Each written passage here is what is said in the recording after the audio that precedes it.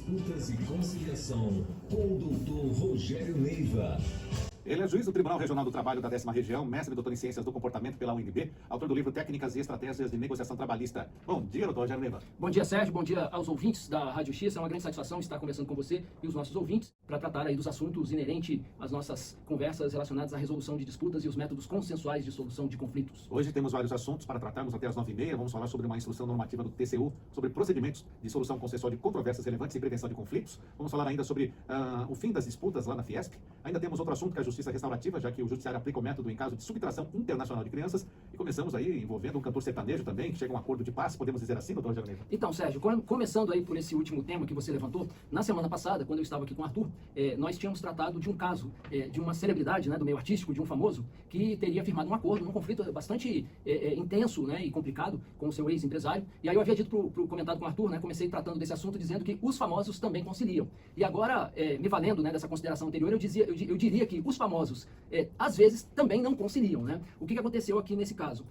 Foi ajuizada uma queixa-crime por parte do cantor Luciano Camargo, em face da sua ex-esposa, que teria adotado uma série, segundo, né, o relato da peça inicial, teria praticado uma série de condutas que implicariam em ofensa à honra do cantor, que entendeu, né, que isso configuraria crime, e motivo pelo qual, né, crime de injúria, né, motivo pelo qual promoveu a ação penal privada. Na semana passada, foi realizada uma audiência de conciliação no âmbito do juízo em que tramita essa ação, que é na vara de Aparecida de Goiás, e no juizado especial criminal, né, da comarca de Aparecida de Goiânia, na região metropolitana da capital. E foi tentada uma conciliação e não se chegou a um consenso, né? Então, por isso que eu havia dito que às vezes também os famosos não conciliam. Mas por que eu trago esse assunto aqui, Sérgio, e deixando claro para os nossos ouvintes que o objetivo não é transformar as nossas conversas aqui numa pauta de fofocas sobre famosos? Que esse caso, e eu havia dito na semana passada que é bom quando uma situação, né, quando uma celebridade firma um acordo, soluciona um conflito pela via do consenso. Isso repercute, obviamente, que nos veículos que têm esse perfil, né, dessas notícias relacionadas a esse universo dos famosos. Isso é bom na medida em que contribui em semear a cultura da paz, que é um esforço que nós fazemos aqui no Judiciário, por exemplo. Eu havia dito isso nas semanas da conciliação, de conscientizar a sociedade de que a solução de consenso é um caminho possível. Então isso contribui. Mas nesse caso aqui, por que eu chamo a atenção do fato, compartilhando aqui com os nossos ouvintes? É que esse é um típico caso, e quando a gente tem a melhor compreensão, né, assim, foram várias condutas que foram apontadas como sendo praticadas, e essas condutas eu não vou reproduzir aqui o que teria sido dito pela ex-esposa, mas assim, principalmente envolvendo a sexualidade do cantor, né? Boa parte das condutas, né, tendo esse aspecto. Isso aqui, Sérgio, é algo que a gente precisa compreender, né, e eu sempre que tenho a oportunidade chamo a atenção do ouvinte aqui, que talvez estejamos diante de um típico caso de lide sociológica. O que é a lide sociológica? A lide sociológica, a gente, conceitualmente, nós dizemos que é a lide que não está no papel, ainda que o processo não seja mais de papel, né? Mas é que está por trás dos argumentos e teses jurídicas e peças processuais que são apresentadas, que muitas vezes envolve a verdadeira causa e a essência do conflito. O que temos aqui? Temos aqui um processo penal que se iniciou a partir de uma ação penal privada, né, uma queixa-crime, envolvendo um crime contra a honra, né, um crime de injúria. Então, formalmente, isso é o que temos aqui, do ponto de vista processual.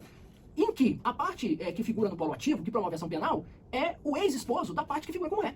Então, esses são os elementos típicos de uma lide sociológica. Quando nós temos um vínculo anterior de caráter afetivo, né, que envolvia uma relação, muitas vezes, de natureza familiar ou algo próximo disso, né, uma relação intensa do ponto de vista da dinâmica pessoal, né, que se rompe e implica num conflito esse que passa a envolver uma série de comportamentos que leva a desdobramentos jurídicos. E o que acontece? Acontece é que, se nós não reconhecermos isso, não considerarmos isso, não tratarmos a lide sociológica, esse conflito, ele tende, né, existe um outro conceito técnico muito importante que se aplica aqui, que é a ideia de espiral de conflitos. O que é a ideia da espiral de conflitos? É quando eu tenho uma situação conflituosa em que eu tenho uma série de ações que desencadeiam reações não necessariamente proporcionais a essa ação. Então, amanhã, né, quer dizer, agora é isso.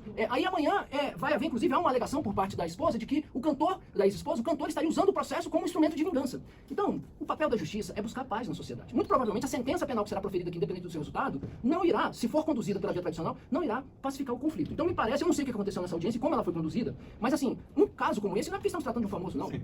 Um caso como esse, ele precisa de um tratamento em que se tenha a estruturação de um procedimento, que envolva, por exemplo, sessões privadas, que envolva, por exemplo, né, a adoção de uma série de técnicas de mediação e negociação que permita com que o conflito efetivamente seja tratado e seja superado. Porque, do contrário, amanhã nós poderemos estar trazendo, a mídia vai estar levando outras notícias de outros fatos que têm origem na mesma situação. Muito bem, vamos para um outro assunto, doutor Rogério Neiva. Justiça restaurativa. O judiciário aplica um método em caso de subtração internacional de crianças. Então, Sérgio, esse foi um case recente, interessantíssimo. A Justiça Federal do Paraná está de parabéns, como também todos os demais atores envolvidos, né? Principalmente aqui, eu chamo a atenção também a Defensoria Pública da União, que teve um protagonismo e um papel importante nisso. Veja só, caro Sérgio e caros ouvintes. Nós estávamos diante aqui de um caso que poderia se enquadrar, né, nessa situação de subtração internacional de crianças, né, o sequestro de crianças, em função do qual havia uma relação, né, conjugal com dois filhos menores, né, duas filhas menores, houve violência, né, houve acusação de violência doméstica contra a mulher brasileira, né, o pai paraguaio no Paraguai, e aí a justiça brasileira é provocada, inclusive existem tratados internacionais que garantem e obrigam o Estado brasileiro a adotar providências nesse caso, então não é simplesmente, né, o pai ou a mãe pegar as crianças e ir para um outro país, né, levando as crianças e que estaria, em que esse país, né, como é o caso do Brasil, signatário desses tratados, vai amparar e não vai tomar providência nenhuma, né. Então o caminho natural disso seria, por exemplo, né, adotar medidas que implicassem, né, na entrega das crianças novamente, né, para o pai no Paraguai, enfim, o que aconteceu? Diante dessa situação, foi acionada os mecanismos por parte da DPU, no âmbito da Justiça Federal do Paraná, que envolve a Justiça Restaurativa. E eu diria pessoalmente para o nosso ouvinte, e de uma forma assim, muito transparente e franca, né, e sem a pretensão de ser dono da verdade, isso aqui está sendo tratado como um caso de Justiça Restaurativa. Olha, o que é Justiça Restaurativa? Só para esclarecer o ouvinte. Teoricamente, eu diria assim, é o braço da resolução de disputas na área penal. É uma área, podemos chamar de uma área, que tem por objetivo final o tratamento da relação vítima-ofensor. Mas eu diria que isso aqui é muito mais um caso de família, que demandaria, né, o tratamento, né, do conflito, numa perspectiva de um conflito de família, do que propriamente um caso criminal ensejado de justiça restaurativa. Mas, digamos, a compreensão que eu tive é de que foi acionado o protocolo de justiça restaurativa, e com base, assim, foram várias audiências, né, foram meses de tratativas que conseguiu viabilizar uma solução de consenso, inclusive quanto à forma, inclusive principalmente quanto à forma a ser observada na questão das visitas, de que momento que a criança ficaria com o pai, com a mãe, e superou-se e resolveu-se esse conflito, que poderia implicar numa medida drástica por parte do Estado brasileiro. Então, tá de parabéns à Justiça Federal do Paraná, as partes e todos os atores envolvidos, podemos tratar isso como um caso bem sucedido de pacificação de um conflito delicado e que tem essa dimensão aí de envolver dois Estados estrangeiros. Doutor Rogério Neiva, e a Fiesp, o que ela tem para o senhor tratar aqui nesse quadro resolução de disputas e conciliação? Pois nós, recentemente, né, o país acompanhou, né, esse conflito, né, com uma série de contornos políticos, partidários ideológicos envolvendo a Fiesp, né, muito se noticiou. Houve uma deliberação colegiada que destituía o presidente da Fiesp, né, o Josué Gomes, né, que filho do ex-vice-presidente da República, né, junto com o atual presidente, né, Lula. E, então havia toda aquela questão de que, porque ele teria uma proximidade com o governo atual, e isso ele teria apoiado, né, na época das eleições, o governo atual, e aí teria sido destituído do cargo, e aí, né, uma associação com aquela situação do impeachment da ex-presidente Dilma, né, e o presidente Lula dizendo que é golpe, toda aquela confusão. Esse era o caldo, né, nesse contexto que ele havia sido afastado. E, obviamente, né, nós estamos falando de uma entidade de grande importância no cenário nacional, o que aconteceu? Não se reconheceu a destituição por conta de um problema de quórum. Existem dois grupos lá dentro com perspectivas políticas diferentes, mas nós fomos premiados com a notícia, essa semana, com uma nota emitida, de que os dois grupos que estavam em conflito, que levou a essa escalada do conflito, né, com a destituição do presidente, que acabou não sendo levado adiante, mas de que os dois grupos estariam envidando esforços para buscar uma solução de consenso e superar esse impasse. Então essa é a notícia que merece ser compartilhada, e os votos, naturalmente, que deixamos, considerando o espírito aqui do nosso quadro, é de que consigam chegar a uma solução de consenso para que a entidade possa funcionar bem e assim contribuir da melhor maneira possível para o seu papel institucional, né, que tem no país. E para fechar, vamos falar sobre uma instrução normativa do TCU, que temos de novidade nessa instrução número 91, de 22 de dezembro do ano passado. Pois na verdade, Sérgio, essa instrução foi publicada, porque eu trago ela agora aos ouvintes, porque ela só foi publicada no Diário Oficial agora, no dia 31 de janeiro, né?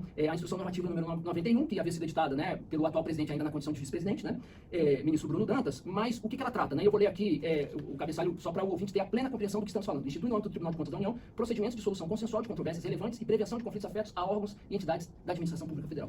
Isso aqui, Sérgio, tem uma representatividade significativa e tem a ver com algo que nós sempre temos conversado aqui. Tradicionalmente, né, e eu diria assim, né, desde os tempos da carochinha, né, desde a minha época de faculdade, né, a gente ouvia dizer, que não tem tanto tempo assim, né, diga-se de passagem, mas a gente sempre ouviu dizer que a administração pública não faz acordo. Por quê? Porque o interesse público é disponível. Advogados públicos podem responder, né, podem ser responsabilizados administrativamente se fizerem acordos. E um, né, dos aspectos que eu estou sempre batendo aqui, chamando a atenção do ouvinte, é que a Advocacia Geral da União, né, ou seja, a Advocacia Pública no âmbito federal, já tem mostrado que esse paradigma está superado. Mas existem entes, né, da advocacia, segmentos da Advocacia Pública envolvendo outros entes da Federação que ainda estão naquela página do passado. O TCU, né, o Tribunal de Contas da União, com essa iniciativa dá um grande exemplo, um passo importante, inclusive para servir de referência a outros tribunais de contas, né, no sentido de abraçar a resolução adequada de disputas no âmbito da administração pública. Então, e um aspecto interessante que eu chamo a atenção, Sérgio, é que um dos considerandos desse ato é exatamente a Lei 13.140, que é a lei, né, chamada de Lei da Mediação, né, e que prevê a possibilidade, como também o próprio CPC, de autocomposição de conflitos envolvendo a administração pública, né, assim, quer dizer, existe amparo legal para esse tipo de iniciativa. Então, basicamente, foi criado esse mecanismo no âmbito do TCU, pode ser aberta a tentativa de acordo, né, as determinadas autoridades, está previsto no artigo 2º, né, o que, obviamente, né, fazem parte, né, dos procedimentos submetidos ao TCU, dirigentes máximos de agências reguladoras e o relator do processo no próprio TCU. Então, existe todo um procedimento estabelecido, né, esse acordo precisa ser homologado e submetido, né, ao colegiado, mas, assim, é uma medida muito importante que promove um avanço significativo da resolução adequada de disputas dentro desse terreno que sempre contou com resistência, de modo que fica o registro e as congratulações ao ministro Bruno Dantas e aos demais ministros e servidores do TCU que contribuíram com essa solução, fazendo votos de que traga bons frutos e contribua com a pacificação social. Muito bem, esse é o Dr. Rogério Neiva, juiz do Tribunal Regional do Trabalho da 10ª Região, mestre e doutor em Ciências do Comportamento pela UNB e também autor do livro Técnicas e Estratégias estratégias em negociação trabalhista. Lembrando que depois o Dr. Rogério Neiva vai postar o vídeo dessa participação aqui na Rádio Justiça, não é isso, Dr. Rogério? Exatamente, Sérgio. Se você não acompanhou por completo ou quer rever essa edição aqui, né, do quadro Resolução de Disputas e Conciliação, estará disponível no meu perfil no Instagram, que é @RogérioNeivap.